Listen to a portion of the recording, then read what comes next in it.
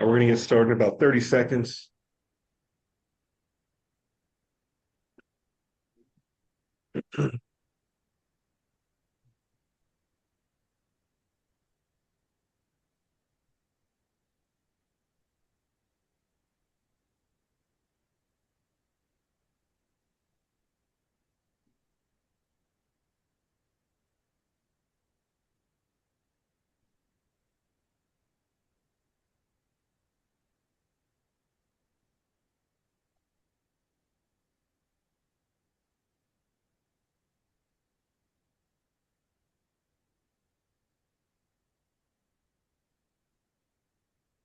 All right. Good evening, everybody. It is Monday, March 16th at 7 p.m. Eastern Standard Time. My name is Stephen Akela, Chairman of the Libertarian National Committee, and I'm calling this meeting of the ExCom to order. Mr. Secretary, whenever you're ready with roll call, please. Chair Nikela. Present. Vice Chair Dar. Here. Treasurer Redpath. Yes. I am here. Mr. Ford. Here. Mr. Watkins. Here. Mr. Chair, all members are present and accounted for. All right. Is there a motion to adopt the agenda? So moved. Is there a second? Any discussion? Going once, going twice, going three times. Is there any objection to the agenda? Hearing none, agenda is adopted. First item on the list is motion to approve 2026 convention speakers. That was moved by Pat in the email ballot. We picked it up for this meeting. Is there a second? I'll second. All right. Pat, the list of convention speakers, could you go over them one more time? I apologize. I just left the Public Utilities Commission, and it's pouring out. It's brutal out here. If someone could do me a favor, because as is often the case, I'm driving a sketchy 11-foot van. We've got Justin Amash, Amon Bundy, Ford Fisher, who's a journalist, Lynn Ulbricht, Joel Salatan, Scott Horton, a representative from Zoho, Dr. Sheena Mead, CEO of the Clean Slate Initiative, representative of the Libertarian Party of Canada, representatives of the Libertarian Party of Russia. And I don't know, Pat, if you were able to get a hold of the Angola libertarians that were interested in attending. I am trying to figure out how to call them. Okay. I would try WhatsApp. That's how they contacted me. I don't know. For the record, at regular intervals for the next few weeks, forgive me because there will be additions to this list. Not many, but there will be additions to this list as we fine-tune things. Ford Fisher, for example, was able to finalize his travel plans just yesterday. So there's a element of, for the next 3 or 4 weeks, going to be there's going to be some add-ons to that. We have a lot of people interested in appearing before us. So that speaker list looks good, Pat, the ones I just mentioned. Yep. All right. Any discussion on this? Oh, and that's not Zoho. That's actually the Did I say Zoho? I meant Zoho. Yeah. Right. That's the crypto company. Right. Gotcha. Mr. Chair, where is the which email is it that has the full list? I would have sent that to you directly, Mr. Secretary. Okay. I can forward it to you. I've got it. And then. And I would add Libertarian. That's the full list, correct? That's, as I mentioned, that's a full list. There will be a handful of additions from time to time over the next few weeks. But that's what we're approving today. Yes, sir. Okay, because I'm putting that in the minutes. Pat, do you want to add the LP Angola in there just in case we decide to, or do you want to wait? No, let's add that. I think they will bring a unique touch. I'm still trying also for Argentina, Uruguay, and Great Britain. Because why not? Where's Angola again? Is that little tiny landlocked country between France and Spain, or am I getting that mixed up with a different country? I think that's Andorra. That's Andorra. Okay. Yeah, it's in southern Africa. Oh, okay. Yeah. I know where you're talking about. Yep. I get those mixed up. Quite the revolution I back had in to the day. Google it. It's Africa.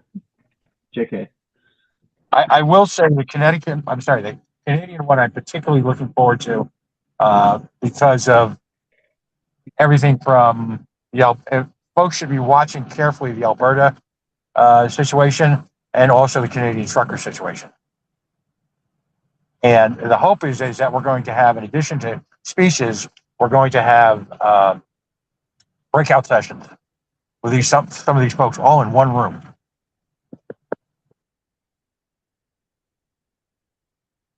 All right. So that's the list. Is there any other discussion? Hearing none, we'll go to a vote whenever the secretary is ready. Copying this into the vote tracker. Wait 1 second.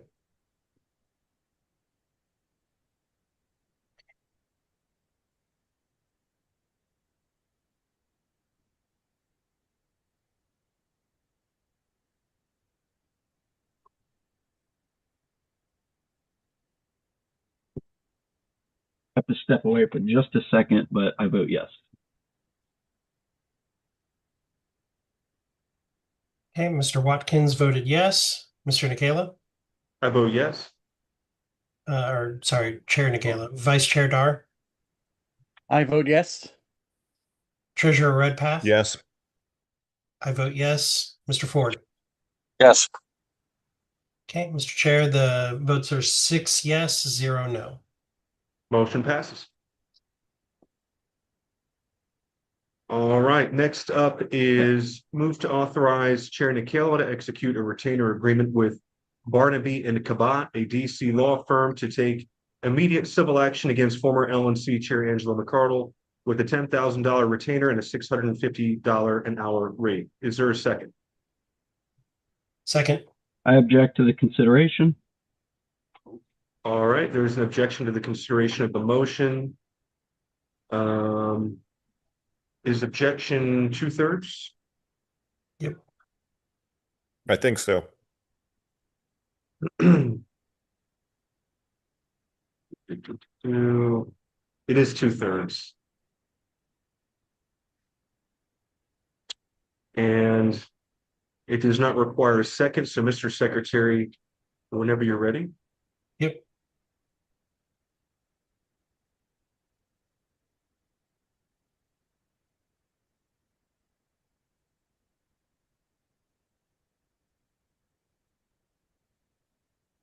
Second.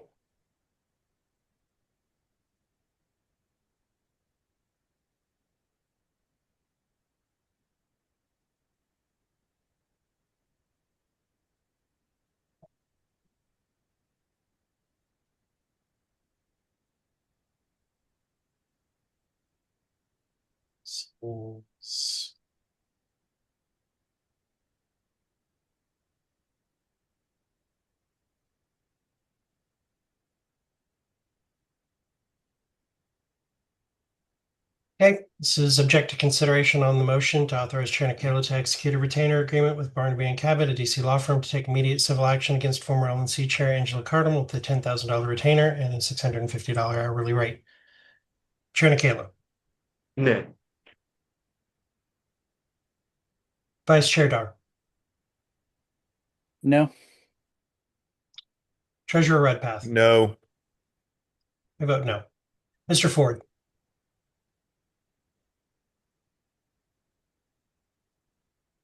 You're muted, Mr. Ford. Same. I'm sorry. Did you say abstain? Yes, sir. Okay. Mr. Watkins. Yes. Okay. Mr. Chair, the vote is 1 yes, 4 no, and 1 abstention. All right, the noes have it. So the motion will be considered. I'll speak to it briefly. The litigation committee took up this question as the scope of the litigation committee was expanded. We found this firm, which is giving us a very good rate to take up this civil action. Mr. Hall has reviewed the proposal and approves of it. The litigation committee has taken a look at it. By and large, this is something the body has authorized the LNC would be to take legal action. I know this is something that a lot of members have been asking for, looking for. I had a meeting about a month ago with the Libertarian Party of UK, and they told me they were aghast at what happened here in the US with this whole situation. This is unfortunately an international case or international situation as far as a reputation is concerned. It's not something that's maintained, in-house, so to speak. This is something that we need to take care of. And so this is being brought forth today to authorize legal action. I certainly support this, and the floor is open to discussion. Mr. Chair, I apologize. I can't raise my hand in my current incarnation, so I'd like to get him to speak. Good. Go ahead, Pat. So there are two perspectives on this. Number one, there's the perspective of whether or not you want to continue to prosecute Angela. The second issue, of course, is the price and cost efficacy. When we last discussed this, I believed I made in open session a verbal request to get an analysis as to what the cost of this was going to be. And I wonder if that's happened. Do we have any word from litigation committee members that want to speak on this? Yeah, it's going to cost at least $50,000. At least. That's a vague term. I've been involved in litigation on both sides. I've seen at least 50,000. What's the projected rate? That is what we were told. At least 50,000. But I mean, Yeah. I would, Most attorneys don't give you a estimate like that. I've been involved in a lot of litigation too. They ask for the retainer. I have several friends who are attorneys. I worked in legal departments at two major corporations. They absolutely, when pressed, no one wants to lead off with that because, quite frankly, and it's fair of them. They want the business. But I need to understand there are folks who have reached out to me and have reached out on the list who clearly would be considered in the camp of opposing Ms. McCarthy.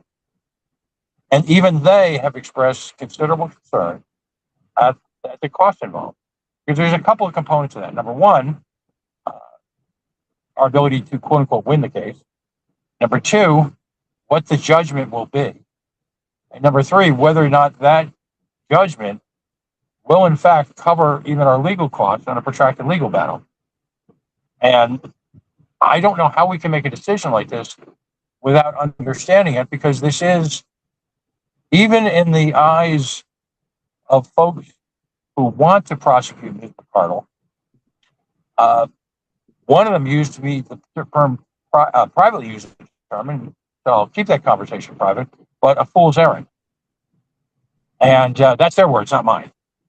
So I think we're entering into this with a zero-sum gain, unless, of course, there are those folks who believe that we are in a position to prosecute this at any cost. I would imagine Ms. McCardle's attorneys, haven't spoken to her about it, are not just going to say, okay, fellas, we're right, we're wrong, whatever. I don't know how we can go forward with this when we're in the financial position we're in. I understand we have money in the bank. A lot of that comes from the sale of the building, which I had hoped to lockbox. That's not happening. We're optimistic about the convention making some money. We want that to go to that when we have to second guess literally every decision imaginable for ballot access. Something that I support, ballot access is. So again, I'd like to know what the upward potential is, not at least $50,000, is the upward potential $100,000, because if in fact the case is won and there's a judgment, the execution of that judgment will be in question. And quite frankly, at every step of the way, legal costs will eat into that, particularly if a one judgment has to go to collections. And we could be out years. So I want a better understanding of what we're, because again, I'm hearing this on this board in two capacities. Number one, I represent a region who the majority of which opposes this. Number two, though, I'm on the executive committee as a member of the board. And it is utmost that I constantly consider the financial ramifications of every single decision we make. So how do we get a better estimate than $50,000? I'm going to go Mr. Watkins, then Mr. Dar, then Mr. McMahon. Mr. Watkins? Yeah, I think two questions. What is the likelihood of prevailing? And then what is the likelihood of collecting?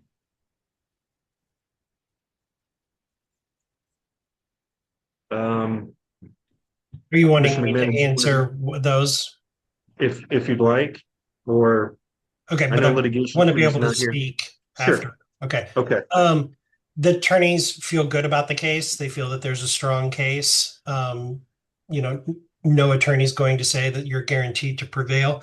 I'm not going to comment on the likelihood of collecting because I don't know the finances of the person in question. So there's no reasonable way that a person could state that. But the attorneys feel good about the case. It's not a law firm that just takes on cases. So they feel good about it and good about representing the Libertarian Party in the matter. Mr. Watkins has answered. Did you have another question or? Just statement. So you can go in line. I'm in the back of the line. Okay. All right, Mr. Dar. And I understand the litigation will be based not on the sick report, but on the publicly available information that is out there, is what I thought I heard in discussion off on the That side is last correct. time. The sick Okay. report is really irrelevant to the sick report belongs to the LNC, but what the attorneys do is going to be really its own separate thing. That's what I thought I understood. And is there a potential that this could be looked at as the attorney begins looking at things as you engage with the attorney, and it be made a decision not to move forward further if it was looking like the cost was going to be prohibitive? I think the LNC would reserve that right. The LNC still, yeah, they still reserve that right to be able to. So that could be revisited in the future. Okay. Right. Thank you. Mr. McMahon. I just wanted to comment that you know there may like we received a couple of emails from people saying they didn't want this, but by and large, since I've been on the board, that has not been the case. That has not been the case. What members have said. Members have said they want some sort of accountability. They don't care if it costs us more than what is on the table. This is what accountability looks like. There was multiple opportunity for that to be resolved. And it was essentially said, you know, the reply was made public to the demand letters, and it was essentially no. And then other statements made through their attorney. So this is the recourse, and it's either say, hey, you can just get away with this thing or not. That's the question. So that's all I have. Mr. Watkins. Yeah, I think this is all pretty incoherent, and you know, oh, you could talk to members and they'll say, yes, we want to pursue this, and then other people talk to other members and they don't want to pursue it. So that's just who you talk to. So I haven't seen much of that at all. I'm not saying people aren't saying that. I'm sure they are. I would not be surprised. I think just the internal recommendation of the SIC report to not pursue this and that this is not in the best interest, I don't think that's irrelevant. And yeah, I think we need accountability for people that have actually caused major damage to our affiliates, like in Delaware and New Hampshire and where else? Massachusetts. I think we pursued it in Idaho, in Michigan, several other states that have caused probably more than this and a lot more damage and a lot of in Virginia. Some accountability here would be good, but that probably won't happen. So services were rendered. Maybe the services were poor. Fine, that happens. Let's sue every contractor that we've had. Let's sue everybody that failed to disclose any conflict, members of this committee included. So I think this is dumb. I think it is going to be a huge financial sink that members, obviously, if they want us to pursue this, they just don't care about the organization's survival. I think it's a complete betrayal of the movement and anything that we want to accomplish. So good luck with it. I have again, I apologize. I have another question. Appropriate. Go ahead, Pat. So let me reflect on very briefly on a personal situation I had many years ago. I worked for a tech startup based out of Utah. And ultimately, I wasn't paid the salary I was owed. And after waiting a couple of years for a trial, finally had a trial, and then waited another year with more motions. And then I won. So I was like, all right, cool. All right, maybe I get some of my money back. And I got a judgment, and then it was appealed. And that started the entire process over again. All right. You know, we had $1 million in the bank, I'd be a hell of a lot less concerned. But again, we don't. Right? And there's a lot of reasons for that that are unimportant at this moment. It's a reality check. Now, if folks want to get my support on this, again, I would say let's fundraise. As we've done so many other cases, we've actually fundraised for issues and projects so that the retainer is not coming out of operating funds.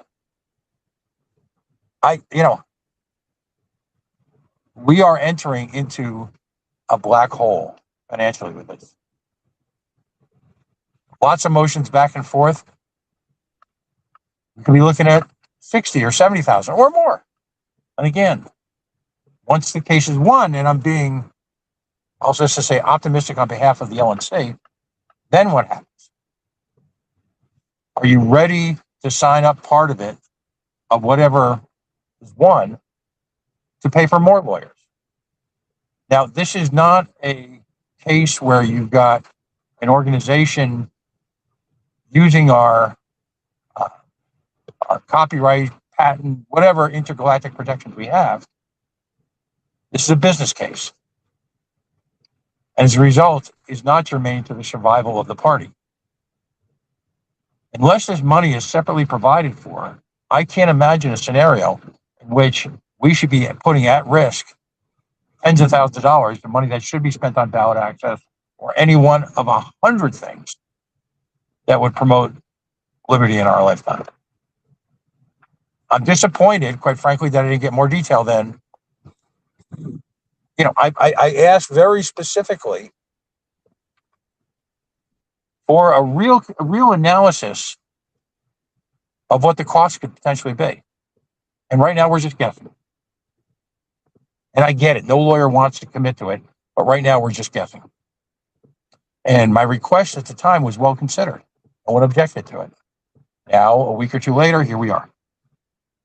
So, on a practical level, the votes probably exist to move forward with this. I just, from a financial level, again, how much is it worth to you to maybe get some consideration back from Angela? And how much is it worth to the cash flow and the ongoing operations of the party? Mr. Watkins and then Mr. McMahon. Mr. Watkins. Pat, we did get information about 10 minutes before the meeting started, so you should Oh, have done your homework. I would like, I do have a couple things, but I would like a little more clarification on Mr. Dar, on what Mr. Dar said about the SIC report not being relevant. What public information is relevant exactly? And what does this look like? Just clarify, like, what is the angle? I think what I meant was that the SIC is not necessarily when you go into this type of action, you start fresh. It's based on the misappropriation of funds, but the SIC, well, maybe it's helpful, I don't know, to the attorneys. It's not necessarily dependent on the SIC, if that makes sense. They may find some stuff in there interesting, I don't know.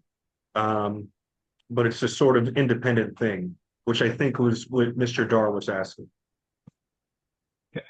So the case is based on the misappropriation of funds through Freedom Calls LLC. And that's what we're pursuing is the money that we've spent on that, which is close to $50,000. And that's what we're looking to hopefully get back. So we'll be out $50,000 to get $50,000. Cool. Mr. McMahon, did you still wish to be recognized? Yep. Yep. Okay. All right. Well, I don't see any more hands. So if there's no more debate on this item, then Mr. Secretary will move to our vote. Chair Nakala, I vote aye. Vice Chair Dar, I vote aye. Treasurer Redpath, Yes. I vote yes. Mr. Ford, nay. Mr. Watkins. No. Mr. Chair, the vote is 4 yeses and 2 nos. Motion passes. All right, next up is move to increase budget line 8210-20, legal proactive by $10,000 and to authorize payment from the same budget line in the amount of $10,000 to Barnaby and Cabot for civil litigation representation. Is there a second? Second. All right. So this is simply authorizing the transfer of funds of $10,000 to the attorneys, which we'll be signing on to. I don't think I need to speak much more on it than that. Is there any discussion?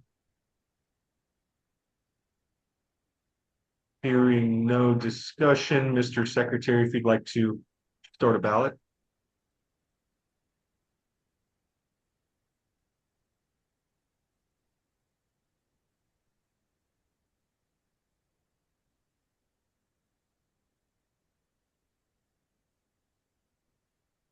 Okay. Chair Nakala, I vote aye. Vice Chair Dar, Vote yes. Treasurer Redpath. Yes. I vote yes. Mr. Ford, I'll abstain. Mr. Watkins. No. Mr. Chair, the vote is 4 yes, 1 no, and 1 abstention. The ayes have it. Next is move to authorize Chair Nakala to execute a retainer agreement with the law office of Gary Fielder to take immediate civil action against the New Mexico Secretary of State on behalf of and with our New Mexico affiliate with 25. Is this not correct? All right, I'm going to wait a second.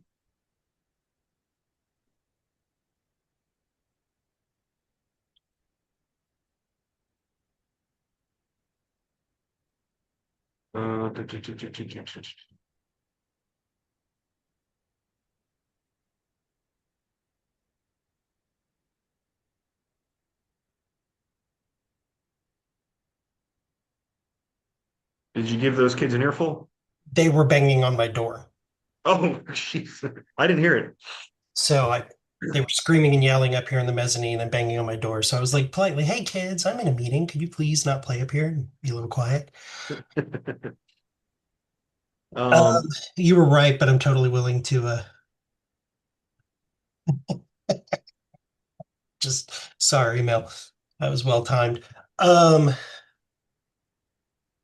did you already go through? no, Okay. and I'm going to finish off real quick. So this is for the New Mexico Secretary of State, suit against civil action against the New Mexico Secretary of State on behalf of and with their New Mexico affiliate with a $2,500 retainer already paid, we already paid this, and a $200 hourly rate. Is there a second? Second. So just so everybody's aware, we've been working with Derek Scott, the chair of the rightful Libertarian Party of New Mexico affiliate. They are fond of Gary Fielder, and we've already issued a $2,500 retainer, which we've paid through the affiliate. And this is authorizing them to go ahead and take action against the Secretary of State. This is our ballot access case there. And if there's any questions or discussion, I'll I recognize just, Mr. yeah, I do McMahon. have my hand up.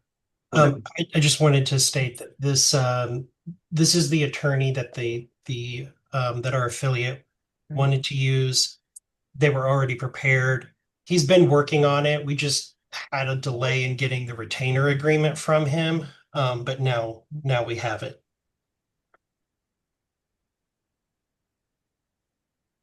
Any further discussion? Going once, twice, three times?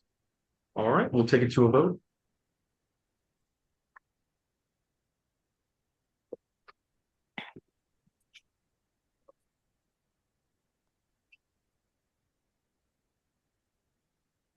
Okay, Chair Nikela, I vote yes.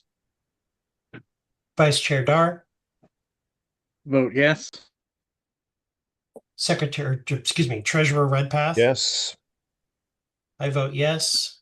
Mr. Ford, Yes. Mr. Watkins. Yes. Mr. Chair, the vote is 6 yes, 0 no, and 0 abstentions. Motion passes. Right. Next is move to authorize Chair Nikela to execute a retainer agreement with Fresh IP PLC to initiate civil action against parties in New Mexico infringing on the Libertarian National Committee's trademarked intellectual property with a $20,000 retainer and a $300 per hour raise. Is there a second? Second. All right, so we've worked with Fresh IP in the past. They've actually done IP work for us. So this isn't their first rodeo. Some of them are libertarians over there, so pleasure to work with those folks. At one point, this was going to be done pro bono through our general counsel, but that got blown up due to two members of this body. So we are asking for a $20,000 retainer to pursue Fresh IP for the rightful New Mexico affiliate to retain our IP. Is there any discussion? Didn't we already allocate, or was that the previous one? I might be getting Mr. confused. Chair, I think 10,000. Go ahead. Mr. Chair, let me speak to this. Sure. This is one, it's the authorizing the retainer agreement, which has not been approved as of yet. The next motion is actually increasing the ballot budget line for the litigation. Mr. Chair, just a point, if I could. Can I finish what I was saying, Mr. Ford? Go ahead, Mr. McMahon. Okay, this is authorizing the retainer agreement. The next motion increases the ballot line because the original budget that we passed for the all-encompassing New Mexico issues was only 20,000. Okay. We've authorized 2,500 for the ballot access case, and so this is wanting to move that a little bit more so there's room in case. But this one just is the retainer agreement. The next one is the actual budget line. Okay. And I do have a follow-up question. I thought for not having those two members on the litigation committee surrounding this specific issue, that was going to resolve the pro bono issue. We were hoping. That's what I was led to believe when we were talking about this. That's what we were all hoping, but unfortunately did not it did not assuage concerns, and our general counsel already took up some other work in the meantime. So I'm as bummed as you are. Mr. Ford had a point. So we got to spend 20 grand. Mr. Chair, And Mr. Ford yeah. had a point. Well, we'll make that back up. Mr. Ford. We'll make the 50 grand back, so it's fine. I apologize, connectivity issues here. I just want to point out sort of the obvious. Libertarian Game of Thrones has real costs. When folks decide, in the case of New Mexico, that it's more important to fight for the future of the party, as they seem to indicate there's some nobility in, and there's none. The future of the party, the immediacy of the party is that we get to spend money on legal fees, and we don't get to spend money on advertising, brand building, ballot access, any one of a number of things. This is the cost. And I just want to remind people that in another year or so, we're going to be starting up yet another presidential cycle, and great affiliates will reach out to us and say, help, and we won't be able to because of money like this. Now, I completely support any effort to aid in the assistance of our IP in New Mexico, completely support it, but this is what you call a self-inflicted gunshot wound. This didn't have to happen. So for all the folks in New Mexico who thought they were going to show us, they've accomplished nothing, and thanks to them, we'll accomplish less. Thank you. Thank you, Mr. Ford. All right, I don't see any other hands from the ExCom. Mr. Secretary, whenever you're ready for a ballot.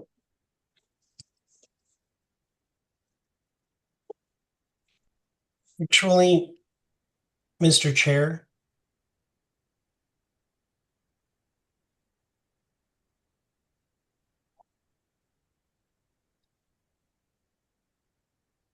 this is about a region, and there is a region rep that did have his hand up.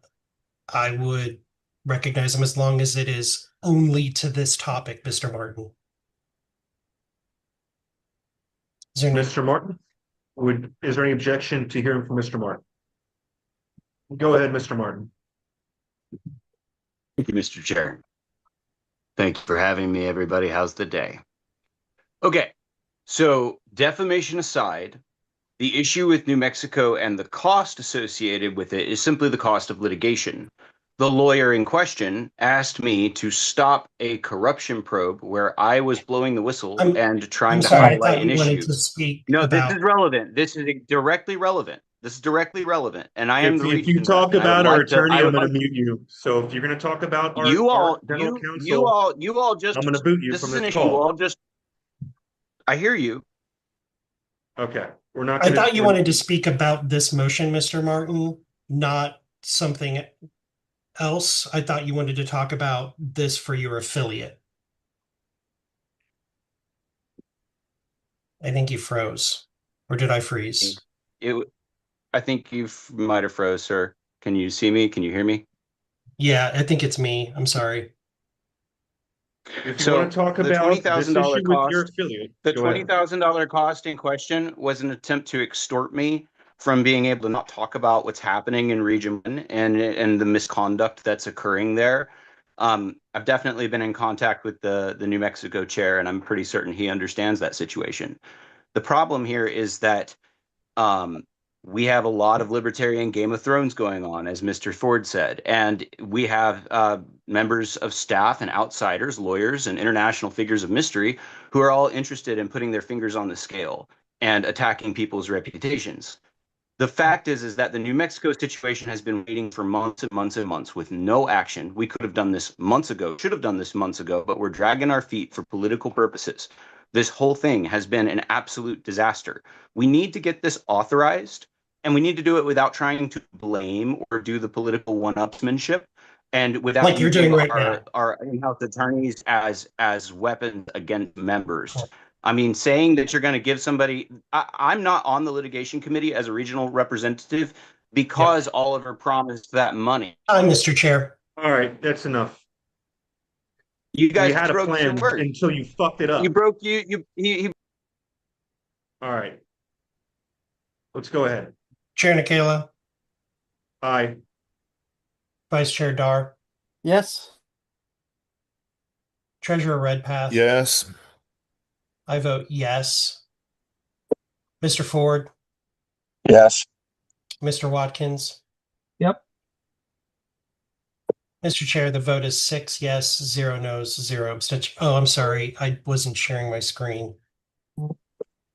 Just got a little frustrated being blamed for things. That was the recorded vote. 6 yes, 0 no's, 0 abstentions. All right, motion passes. Next is move to increase budget line 8210-20 legal proactive by $10,000 and to authorize payment from the same budget line in the amount of $20,000 to Fresh IP PLC for civil litigation representation.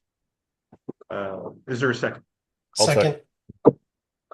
Same thing. This is just an increase our line item by an extra 10,000, so we have some wiggle room there. Hopefully, we don't have to spend it all, but we'll see. Any discussion? Hearing none. I think I stated this a second ago, that this is just increasing the budget line, another 10,000. We had allocated 20,000 for all of New Mexico, which included the trademark and the ballot access case, 2,500 allocated already to, which we did that. We actually did the allocation for the trademark, I think, in Dallas. So that was already reserved for them. So we needed to increase the budget line to pay the retainer for Fresh IP. That's all. Discussion going once, twice, 3 times. Hearing none, we'll take it to a vote, Mr. Secretary. Mr. Nikela, or Chair Nikela. I vote aye. Vice Chair Dar. I vote yes. Treasurer Redpath. Yes. I vote yes. Mr. Ford. Yes. Mr. Watkins. Yes.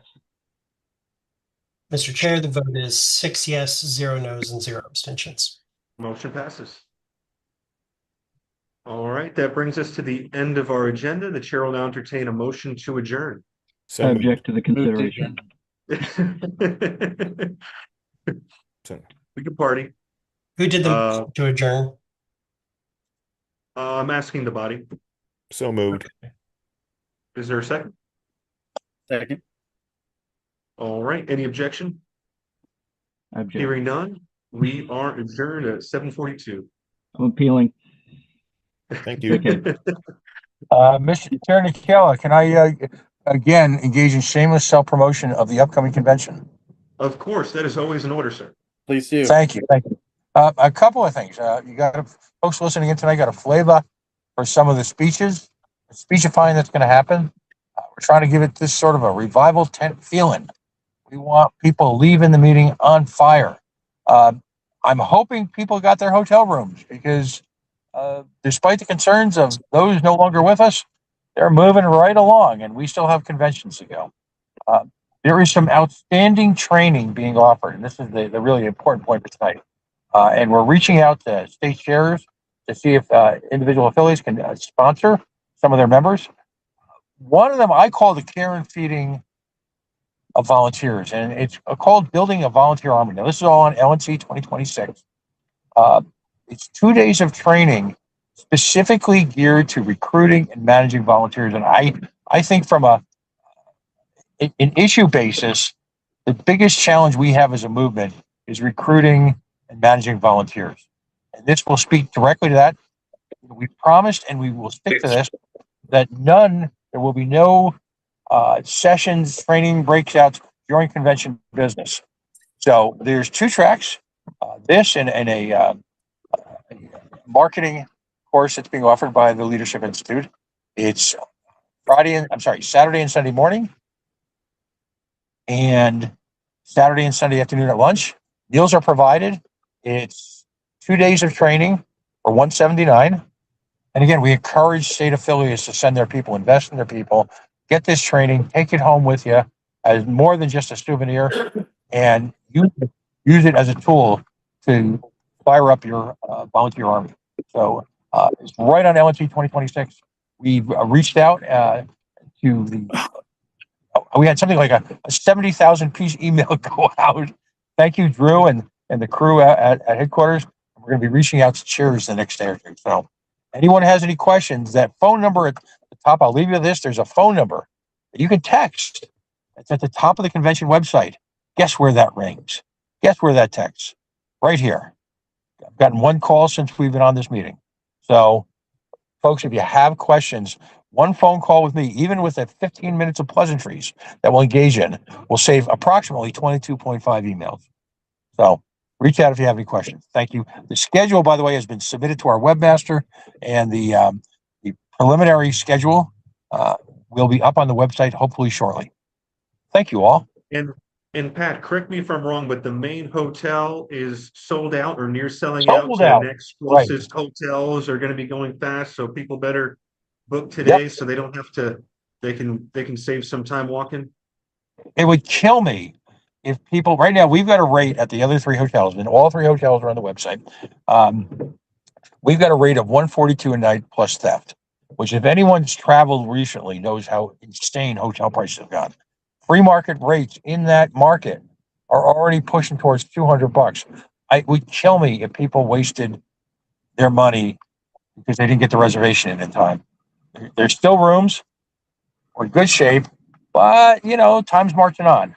So please, and again, did I mention, if you run into issues with your room reservations or anything, please reach out to me. We're doing our best to get back to people as quickly as possible. Incredibly enough, I'm done, Mr. Chair. Well, thank you so much, Pat. All right. I'm going to hop off. My kid wants me, so I'm going to go. Have a good night, and I'll see you all soon. Night, everyone. Night, everyone.